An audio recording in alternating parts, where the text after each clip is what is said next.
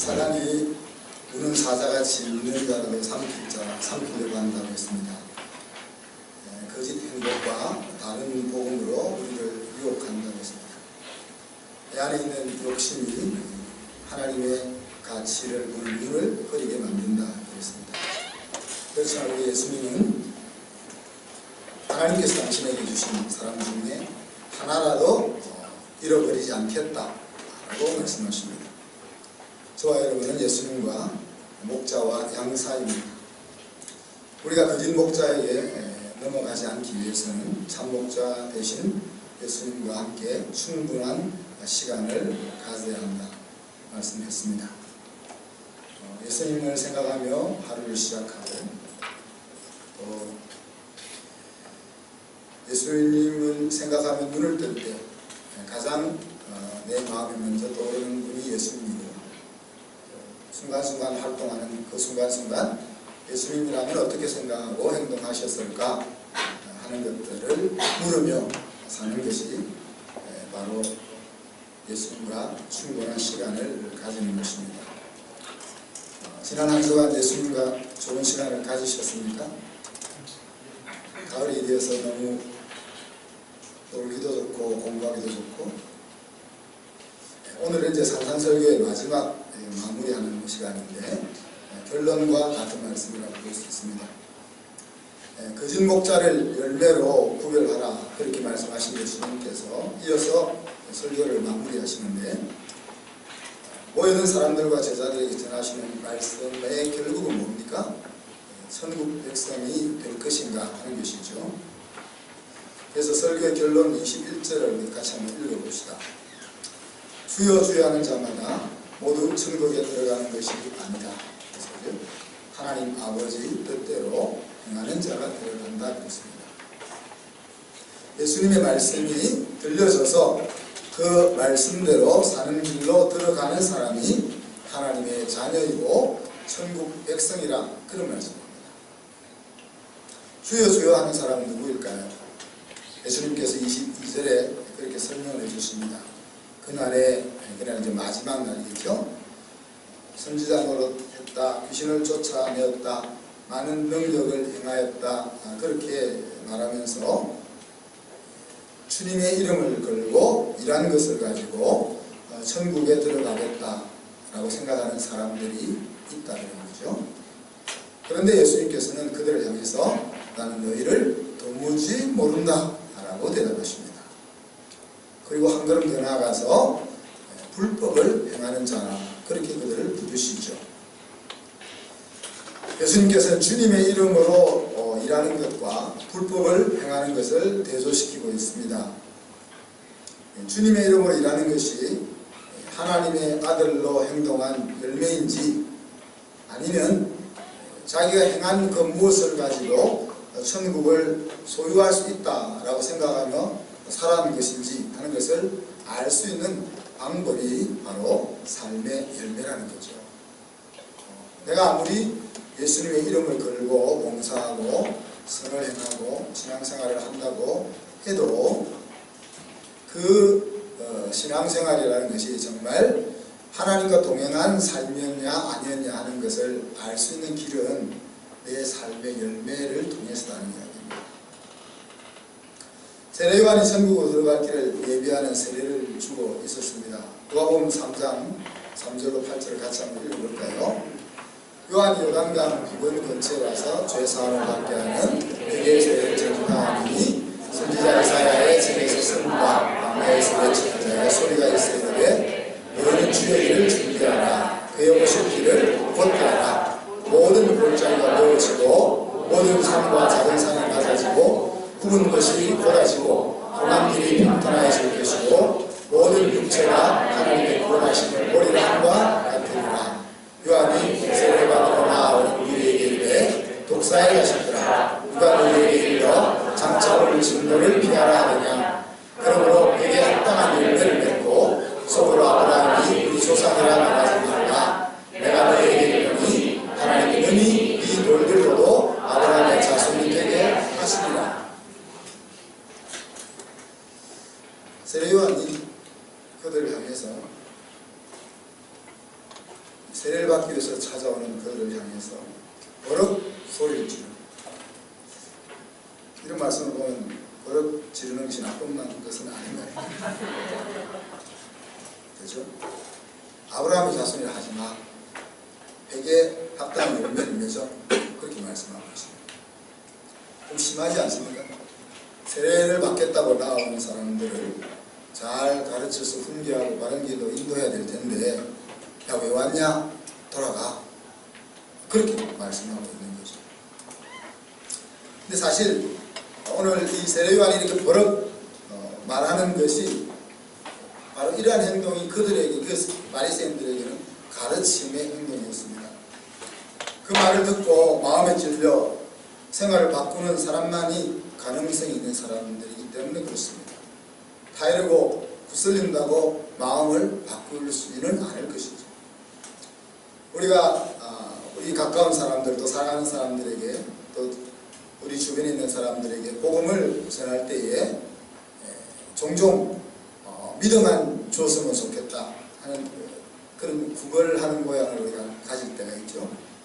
근데 복음은 그럴 필요가 없다는 이야기입니다. 우리가 사랑하는 마음으로, 안타까운 마음으로, 그들이 우리와 같이 복된 삶을 살기를 간절히 바라는 마음으로 호소하는 것이지만, 믿어달라고 구걸하는 것은 아니라는 거죠. 그래서 전도라는 것은 우리가 부담을 가질 필요가 전혀 없습니다. 믿기로 작정한 사람들은 다 믿게 된다고 했습니다. 우리의 그 권고를 통해서, 우리의 사랑 어린 전도를 통해서 다 하나님 앞으로 나온다고 했습니다. 사랑하는 성도 여러분, 열매는 무엇을 말합니까?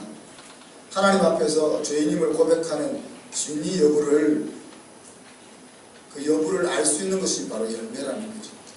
정말 회개하는 그 회개가 하나님 앞에서 바른 것인지를 볼 수 있는 행동이 바로 회개라는 이야기입니다. 회개하고 집으로 돌아가서 옛날과 동일하게 살아가는 그 판을 짠다면 회개를 의심해야 하는 것이죠. 우리가 회개하고 새로운 판을 짜서 살다가 또 그 새로운 판에서 넘어질 수는 있습니다. 그러나 우리가 회개하고 돌아가서도 여전히 과거와 같은 동일한 판 속에서 살아가고 있다면 그것은 회개가 되지 않았다, 그렇게 말해야 되겠죠.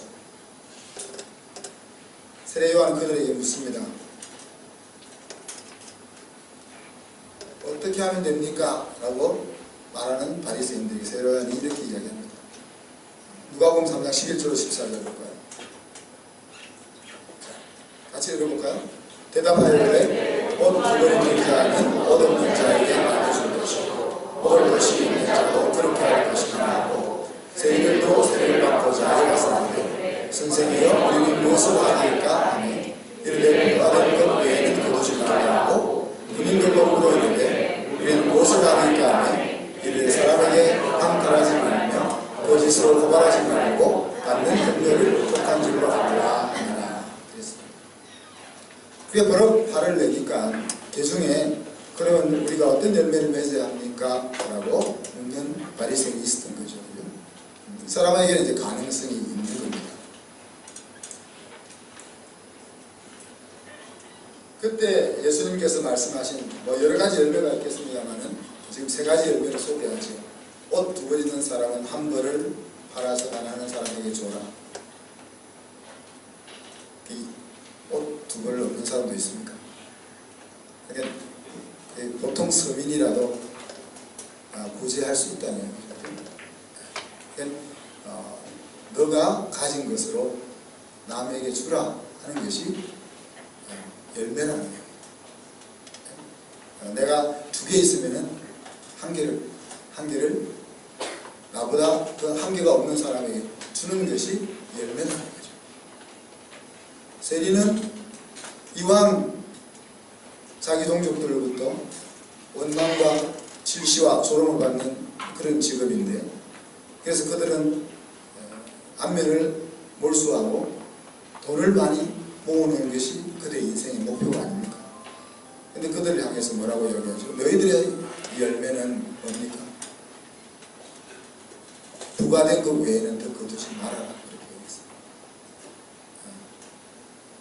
세리도 먹고 살아야 되니까, 예를 들어서 나라에 100원을 세금으로 바쳐야 될 것 같으면 110원은 긁어야 될 거 아닙니까?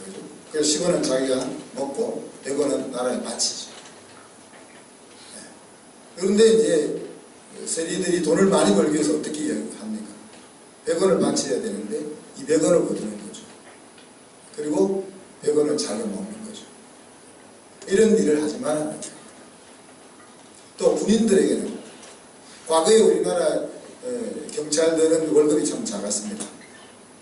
그래서 사이카를 타고 지나가는 이제 운전수를 잡으면 우리가 5,000원, 만원 이렇게 주면서 이렇게 살았던 정겨운 시절이 있었습니다. 그때는 경찰 월급을 가지고 도저히 살 수가 없으니까. 근데 요즘은 그렇지 않잖아요, 그죠? 우리 공무원들 여기 많이 계실 텐데 공무원들에게 우리가 좋은 연금 혜택을 주는 이유가 어디 있습니까?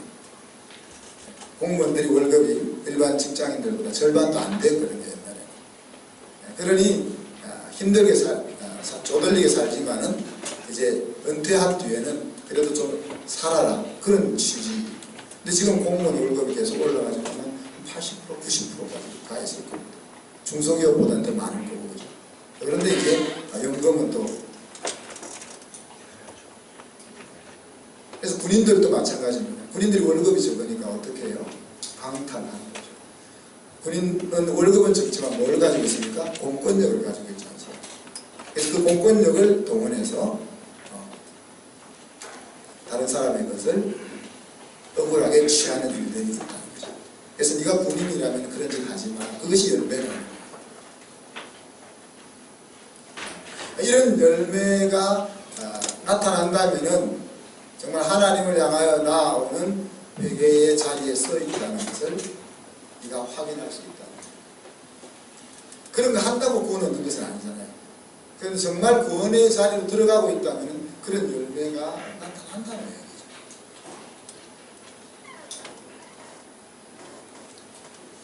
얘기죠. (24절을) 보면 그러므로라고 예수님께서 말씀하십니다. 그래서 산상설교의 모든 내용의 최종 결론을 짓는 거죠. 나의 말을 듣고 행하는 사람이 지혜로운 자고 듣고도 행하지 않는 사람은 어리석은 자다. 그렇게 결론을 냅니다. 그래서 한마디로 요약하면은 하나님의 말씀을 듣고 행하는 자라야 천국의 백성이다. 들으면 행하게 될 것인데, 그죠? 사람은 왜 듣지 않을까? 마음에 들리면 행동으로 옮겨지게 되는데 왜 사람은 듣지 않을까? 또 듣지 않는다기보다 또 왜 들리지 않을까?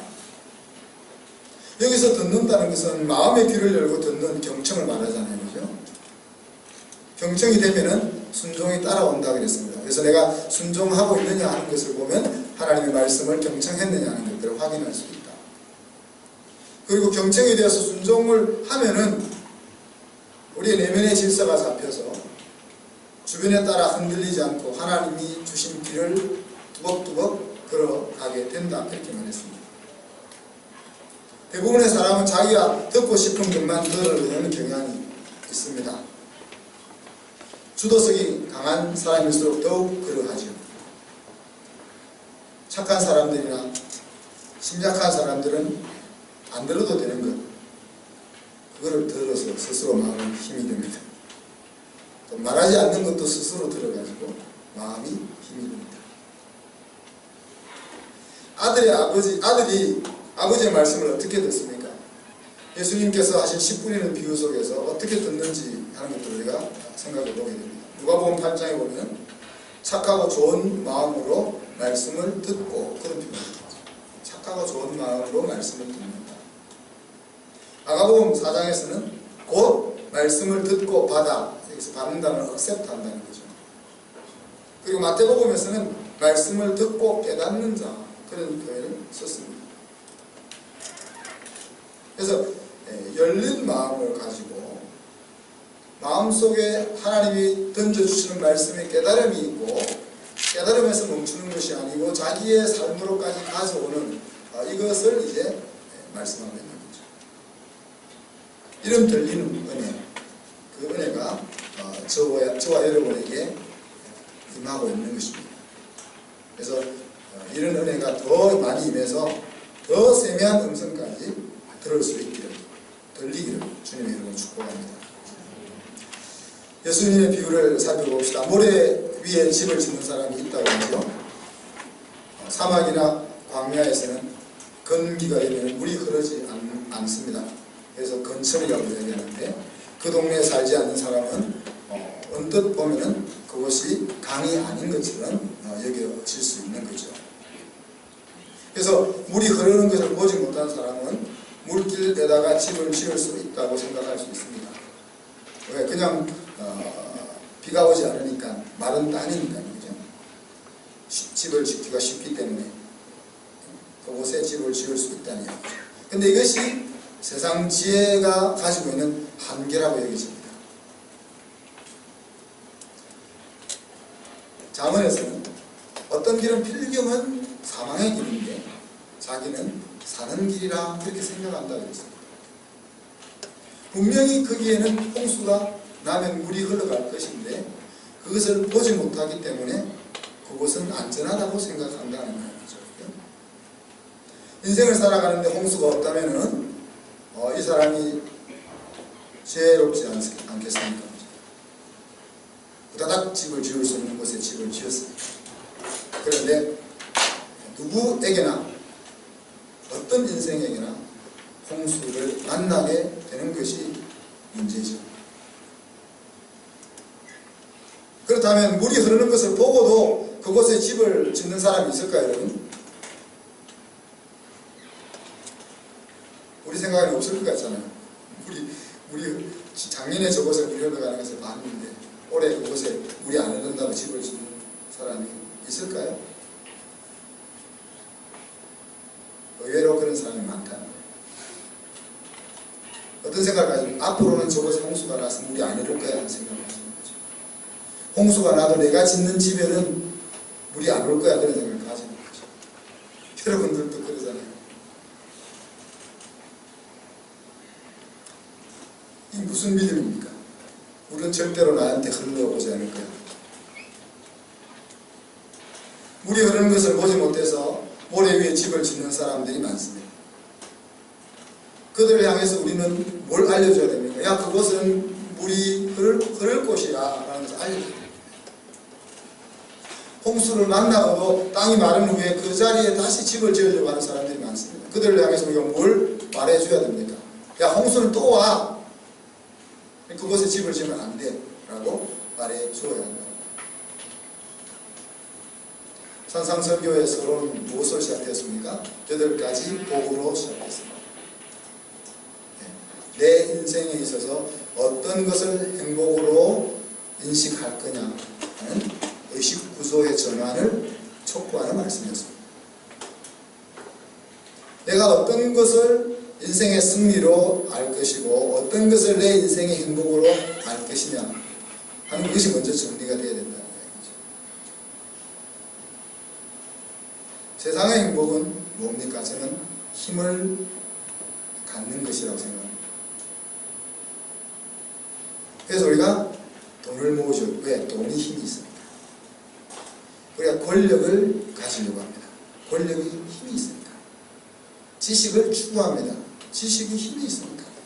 건강을 추구합니다. 건강이 힘을 줍니다. 재주를 개발하려고 애를 씁니다. 그것이 나에게 힘이 됩니다. 그런데 그 힘을 가지고 우리는 군림하려고 합니다. 세상의 행복은 내가 힘을 가져서 그 힘을 가지고 나를 안정시키고 사람들 앞에서 그 힘을 과시해 보고자 하는 것이 있다. 그런데 하나님의 나라의 문화는 힘을 가지고 군림하는 것이 아니고 힘을 가지고 섬기는 것이죠. 그러니까 하나님을 왕으로 모시고 사는 사람은 굳이 힘을 추구하지 않습니다. 하나님이 힘을 주시니까 사용할 뿐이지, 안 주셨으면 좋겠는데 주시니까 사용할 뿐이지. 힘을 가질수록 힘이 됩니다, 여러분. 여러분 힘이 없다고 불평하실 텐데 힘은 가질수록 힘이 됩니다. 누가복음 12장 48절에 보면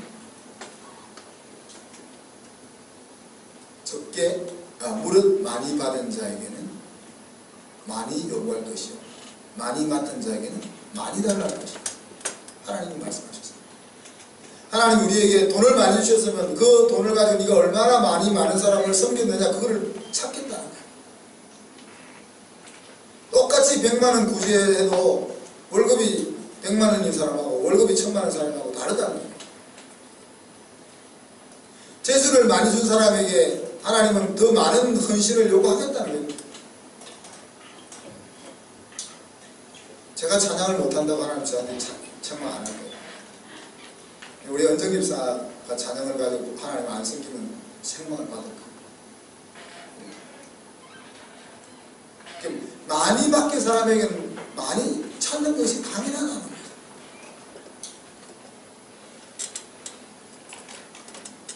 지휘 은사가 있으면 얼마나 좋겠습니까? 특히 이제 목사 입장으로 요즘 우리 환자가 얼마나 많습니까? 우리 어머님도 아프고 우리 장모님도 아프시고 우리 입사람도 빌리고 우리 딸도 주변에 아픈 사람이 흩어져 있으니까 나만 안 아프고 다 아프고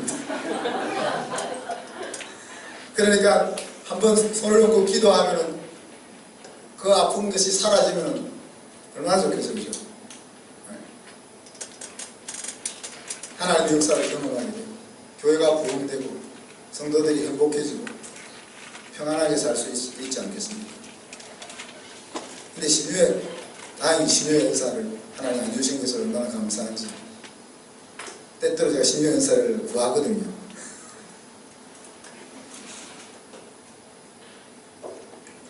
신유의 은사를 가졌던 분이 이렇게 이야기합니다.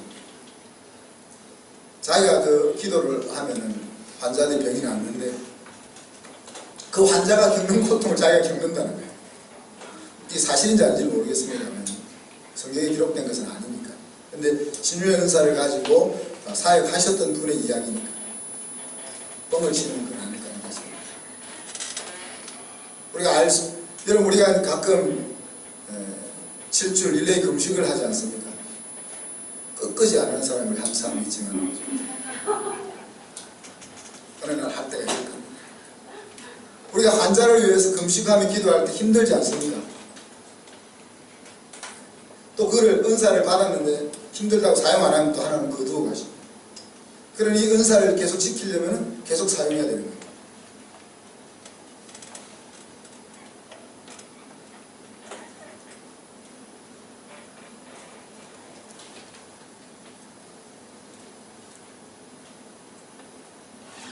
그래서 이 힘을 가지려고 하는 이 행복론은 이 세상 가치인데 거기서 패러다임을 바꾸라는 이야기죠. 힘을 안 가지려고 하면 얼마나 행복하죠.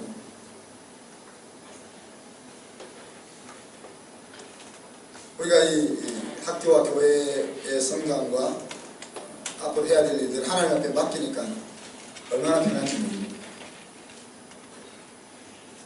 우리 권사님하고 제가 이제 이 학교와 교회를 지어나갈 때 아무것도 없을 때는 10%만 우리가 저 밭을 사올 때 저 밭을 우리가 18억에 샀는데 10%만 있으면 우리가 산다. 그러니까 1,800만 원 있으면 산다. 1억 8천만 있으면 산다 그랬는데 그렇게 일을 시작했어요.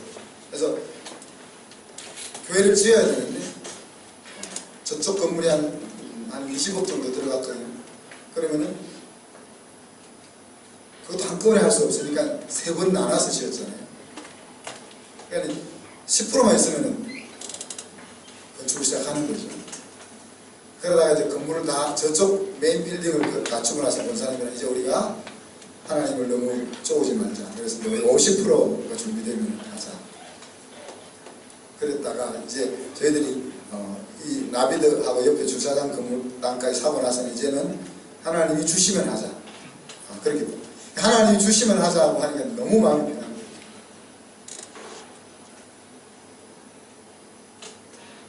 세상 가치는 힘을 추구해서 그것을 가지고 군림하는 것에서 행복을 느끼는 거죠.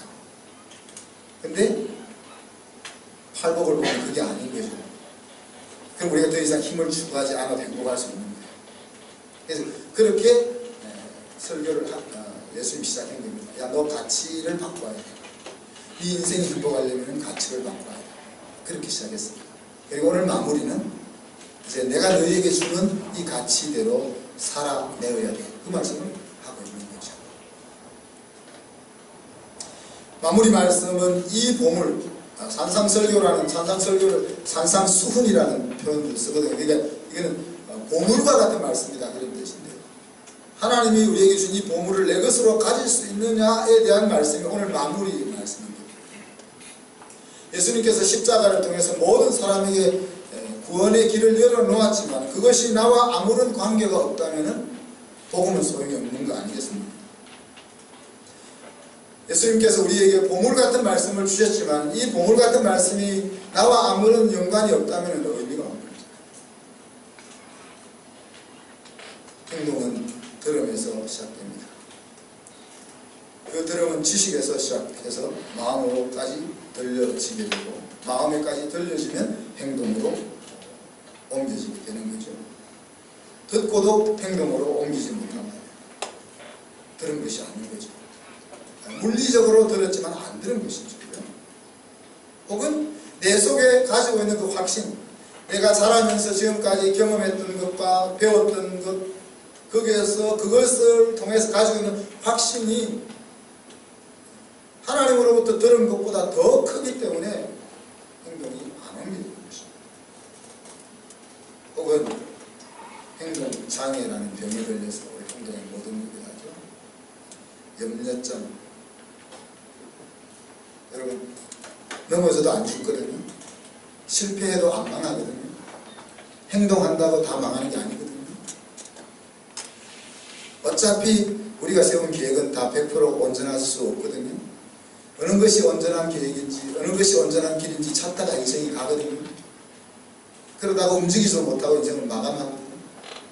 발을 내디디면 하나님이 튜닝 작업을 해가면서 피드백을 해가면서 목적지로 바로 이끌고 가시거든요.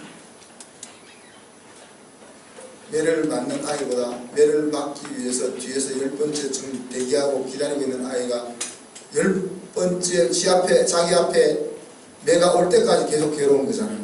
처음 맞은 애는 끝난 거예요. 그죠? 발을 내디디며 사는 것이 훨씬